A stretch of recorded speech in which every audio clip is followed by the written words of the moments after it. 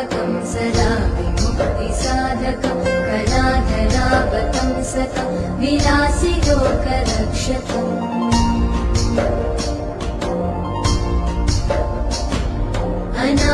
अनायकैकनायकं विनाशिते भदैत्यकं नताशुभाशुनाशकं नमामि तं विनायकम्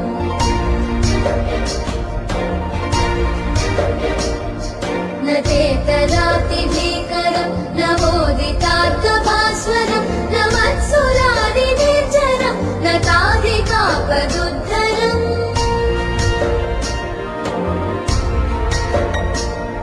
सुरेश्वरं निधीश्वरं गजेश्वरं गणेश्वरं महेश्वरं तमाश्रये परात्परं निरन्तरम्